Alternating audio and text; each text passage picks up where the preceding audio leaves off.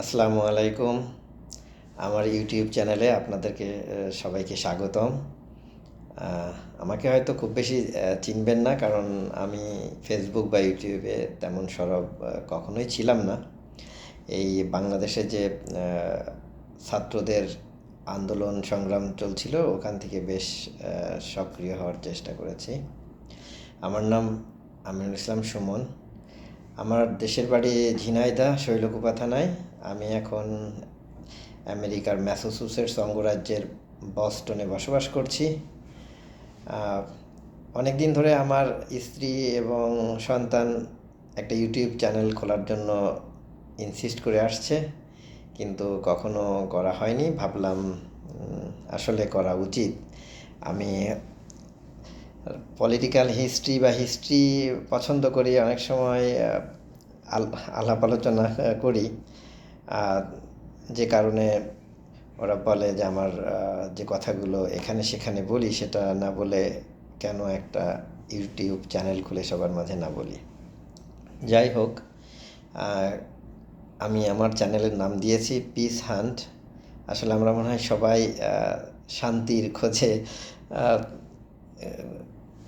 ঘুরে বেড়াই, এই জন্য পিস হান্ট। আমি আশা করি আপনারা সবাই আমার চ্যানেলে সাবস্ক্রাইব করবেন এবং আমাকে অনুপ্রেরণা দিবেন, যাতে আমি আমার এই চ্যানেলটাকে এগিয়ে নিয়ে যেতে পারি। তো যাই হোক, বেশি ভূমিকা দিব না। আর এখন যে এই যে 5ই আগস্টে ছাত্র জনতা তাদের আত্মত্যাগের মাধ্যমে, রক্তের মাধ্যমে যে বিজয় অর্জন করেছে, নতুন দেশ গড়ার যে প্রত্যয় নিয়ে 5ই আগস্ট থেকে বাংলাদেশের নতুন জীবন শুরু হয়েছে, সে বিষয়ে কিছু কথা বলে আজকে আমি শেষ করব। আসলে বাংলাদেশ পাকিস্তান থেকে 1971 সালে স্বাধীন হয়েছে,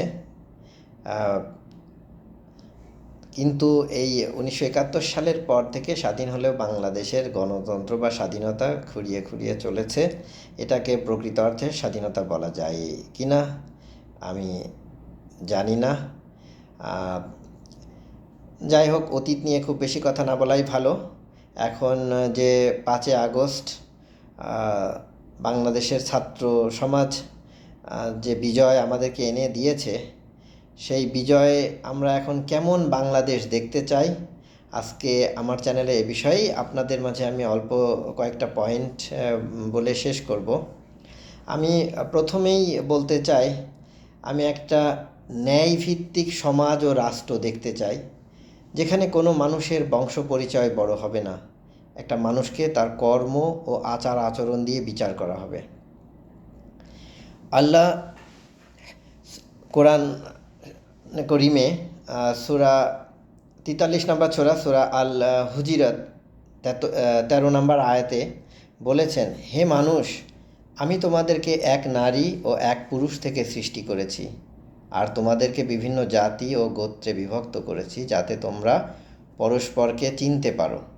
তোমাদের নিকট আল্লাহর কাছে সেই অধিক সম্মানীয় যে অধিক মুত্তাকি। আল্লাহ সর্বজ্ঞ ও সকল খবর রাখেন। দেখেন, আল্লাহ কিন্তু বলেন নাই যে আপনি কোন বংশ বা কোথা থেকে এসেছেন, কালো সাদা। আল্লাহর কাছে সেই প্রিয় যে আল্লাহকে ভয় করে এবং আল্লাহর দেখানো পথ অনুসরণ করে। তাই আপনি বিএনপি করেন, আওয়ামী লীগ করেন, বা আপনার বাবা হয়তো বড় কোনো অফিসে চাকরি করছেন বা বড় বংশে, এইটা একটা রাষ্ট্র বা সমাজের পরিচয় হইতে পারে না। এইটা যদি কোনো রাষ্ট্র বা সমাজে কে প্রাধান্য দেয়া হয়, তাহলে সেই সমাজ ধ্বংস হতে হবে অনিবার্য। তাই আমি মনে করি ব্যক্তির কর্ম ও দক্ষতা, সততা, এটাই পরিচয় হিসাবে রাষ্ট্র বা সমাজে স্থান পাবে। দ্বিতীয় নাম্বারে আমি মনে করি একটা রাষ্ট্র বা সমাজ চলার জন্য দরকার একটা জনগণের একটা সংবিধান। আমি সংবিধান বিশেষজ্ঞ নই, আর তারপরেও যতটুকু দেখেছি বা পড়েছি, বাংলাদেশের সংবিধান কখনোই জনগণের জন্য লেখা হয়নি। আমি আমেরিকাতে বসবাস করি। আমেরিকার 16তম প্রেসিডেন্ট আব্রাহাম লিঙ্কন একটা কথা বলেছিলেন, গণতন্ত্র হলো জনগণের সরকার, জনগণের দ্বারা এবং জনগণের জন্য। He said democracy is the government of the people, by the people and for the people. আমাদের বাংলাদেশের সংবিধানটা আসলে was not written for the people or by the people. It was written for one people, for one person, like Sheikh Mujibur Rahman, to make him to get absolute power. So আজকে আসলে এ বিষয়ে খুব বেশি কথা বলবো না, আমি শুধু এইটাকেই বলবো, এই যে নতুন সরকার গঠন হয়েছে ডক্টর ইউনূসের নেতৃত্বে, এটাকে যদিও বলা হচ্ছে উপদেষ্টা বা তত্ত্বাবধায়ক হোয়াট এভার, বাট আমি চাই ওনারা বাংলাদেশের সংবিধানটাকে নতুন করে একটা কমিটি গঠন করে either write a new constitution or like reform this. From my side, I like to write a new constitution, but it's up to them. আর 3 নম্বরে আমি মনে করি আরেকটা জিনিস আমাকে খুবই বদার করে, যে এই যে বাংলাদেশের যে রাজনৈতিক দলগুলা আছে তাদের এত উপদল, এই যদি আওয়ামী লীগে বলেন, যুবলীগ, কৃষক লীগ, ছাত্রলীগ, কত দল, এক একটা দল মানে এক একটা পদ। যদি আপনি মনে করেন একটা দলে আর মধ্যে আবার প্রায় 20, 25, 30টা লাইক পজিশন আছে, পদ, সেই পজিশনে তাহলে প্রত্যেকটা দলে এই যে 20-25টা পদ, এই পদটা মানে পাওয়ার এক্সেস করা, ক্ষমতা দেখানো। আমি আমেরিকাতে বসবাস করি, এখানে 2টা দল, ডেমোক্রেট, রিপাবলিকান। আপনি ছাত্র হন, কৃষক হন, যাই হন, আপনি ডেমোক্রেট করতে পারেন, রিপাবলিকান করতে পারেন, যে দলই করেন, কিন্তু আপনি as a student, why you need student politics? আপনি ছাত্র, আপনার ছাত্রর কাজ রাজনীতি করা না, আপনি পড়াশুনো করবেন। হ্যাঁ, আপনি রাজনীতি সম্পর্কে সচেতন থাকবেন, এটা as a citizen of the country. Every person should aware about the politics, but every person should not need to do politics. Student, তার মেইন গোল হওয়া উচিত পড়াশুনো করা, জ্ঞান অর্জন করা। আপনি যদি দেখেন ছাত্র দলের প্রেসিডেন্ট বলেন বা যারা পদ ধরে আছে ছাত্রলীগের পদ, তারা পড়াশুনো কোনো পড়াশুনো করে না। একজন 7 বছর, 8 বছর, 10 বছর ধরে একই ক্লাসে বা একই ইয়ারে আছে। তাদের কাজটা কি? তাদের কাজটা পলিটিক্স করা, টেন্ডারবাজি করা, চাঁদাবাজি করা। এই সিস্টেমে একটা দেশ কখনো এগিয়ে যেতে পারে না। আপনি যদি পৃথিবীর কোনো উন্নত সভ্য দেশে দেখাইতে পারেন যে স্টুডেন্ট পলিটিক্স আছে বা ফার্মার পলিটিক্স আছে বা লাইক অল দোজ গ্রুপ, এটা কখনোই কাম্য হতে পারে না। আমার খুবই পীড়া দিত যখন আমি ঢাকা ইউনিভার্সিটিতে ছাত্র ছিলাম, মহাসিন হলে থাকতাম, ছাত্র রাজনীতির নামে আমাদেরকে জোর করে মিছিলে নিয়ে যাওয়া হতো, রাত্রেবেলায় মিটিংয়ে জয়েন করা হতো। বলো, এটা কোনো সভ্য দেশ হইতে পারে? আপনি বলেন, এটা কোনো স্বাধীন সভ্য দেশ হইতে পারে? কখনোই না। তাই আমি বলবো,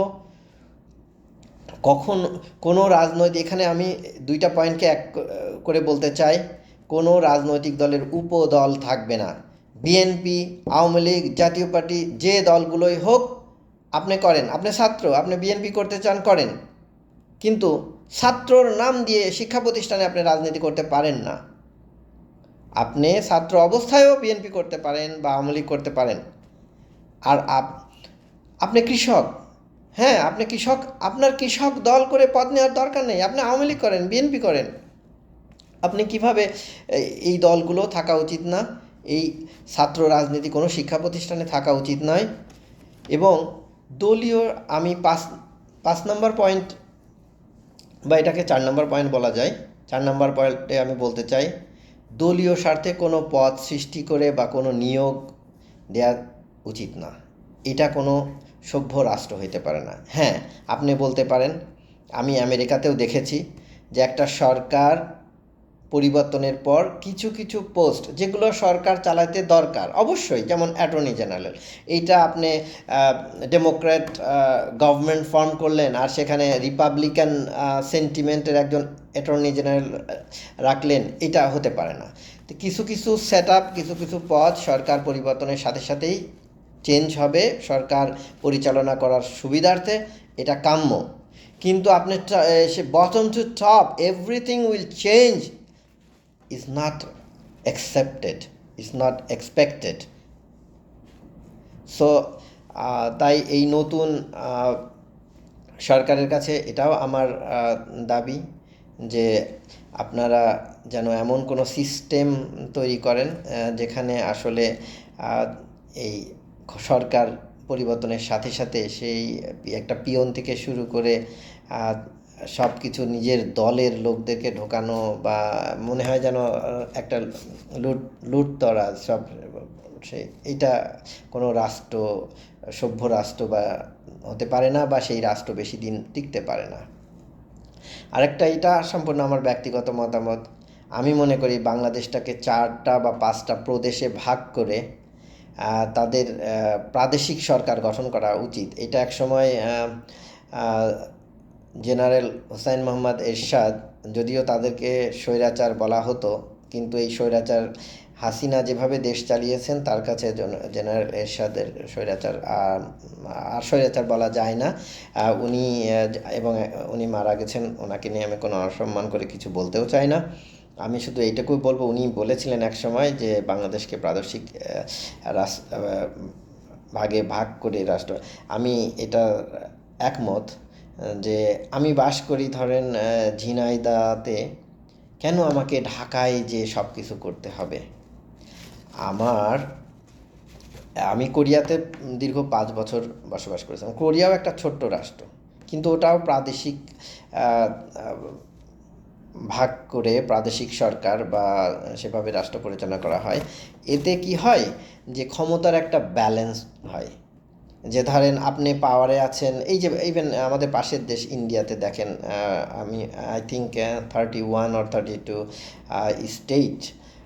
সো আপনি সেন্ট্রাল পাওয়ারে থেকে যা ইচ্ছা তাই করতে পারেন না, কারণ সেক্ষেত্রে আপনার এই প্রাদেশিক government they rules by their own like system or whatever. So আপনাদেরকে সেটার উপরে খেয়াল করতে হয়। তাই একটা প্রাদেশিক সরকার থাকলে কি হয় যে সেন্ট্রাল গভর্নমেন্ট স্বেচ্ছাচারিতা হতে বেশ কষ্ট হয়। তো যাই হোক, হয়তো আজকে প্রথম দিনে অনেক কথা বলে ফেললাম। আশা করি কেউ খারাপ দিকে নেবেন না, এটা আমার ব্যক্তিগত মতামত, এবং আমার চ্যানেলটাকে ফ্লোরিশ করার জন্য সহযোগিতা করবেন সাবস্ক্রাইব করে এবং লাইক শেয়ার দিয়ে। আজকের মতো আল্লাহ হাফেজ, আবার কোনো একদিন দেখা হবে। আসসালামু আলাইকুম ওয়া রাহমাতুল্লাহি ওয়া বারাকাতুহু।